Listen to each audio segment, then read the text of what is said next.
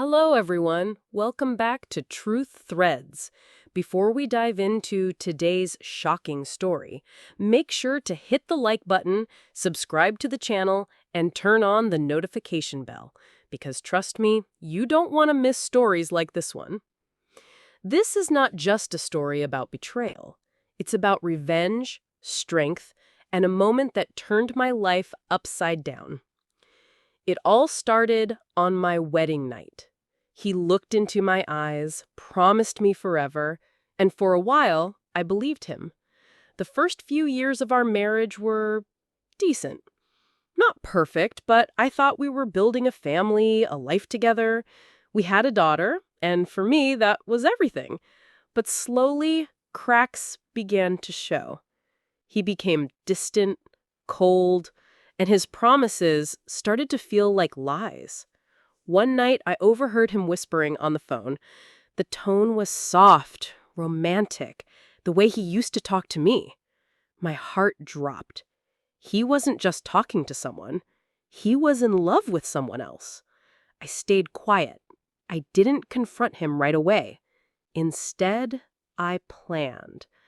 I told myself, if he wants to leave, let him. But I won't let him humiliate me. Fast forward to our daughter's graduation day. It was supposed to be a proud family moment, a memory we'd cherish forever. The hall was full of cheering families, cameras flashing, students in their gowns. I was beaming with pride. My daughter had worked so hard for this moment. And then he did it. Right there, in front of everyone. He stood up and announced, "I'm leaving her. This marriage is over." Gasps echoed in the hall.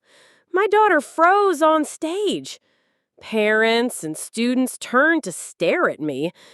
He wanted to embarrass me, to break me in front of the very people who admired us as a family. My hands trembled, but my mind was razor sharp. This was the moment I had been waiting for. I stood up slowly, every eye on me. I looked him dead in the eyes and said, "You're right. The marriage is over. But you forgot to mention something." The hall went silent. I reached into my bag and pulled out a folder. Inside were printouts, screenshots, and photos. Proof of his affair. Proof of every single lie. I held them up and said, "This man, who claims to be a devoted father and husband, has been cheating for months. While I was building a home, he was destroying it." The room erupted. Some gasped, some whispered, and others shook their heads in disgust. My daughter, instead of crying, lifted her chin with pride. She wasn't ashamed of me. She was proud that her mother stood strong. And him? His face turned red. He tried to snatch the papers, shouting that I was lying, but it was too late. The evidence was undeniable. The teachers, parents, even his own relatives sitting there saw the truth with their own eyes. That day, I didn't just expose him, I destroyed the image he had built. He wanted to humiliate me, but he ended up humiliating himself. After the ceremony, people came up to me. They didn't see me as the abandoned wife.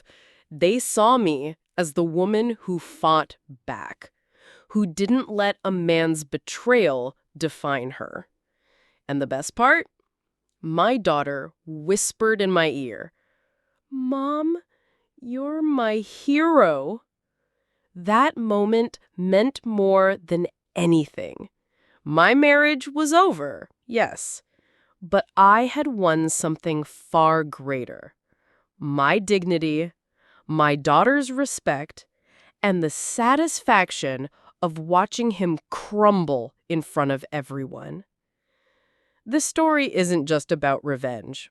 It's about strength. about showing the world that when someone tries to break you, you can rise stronger than ever.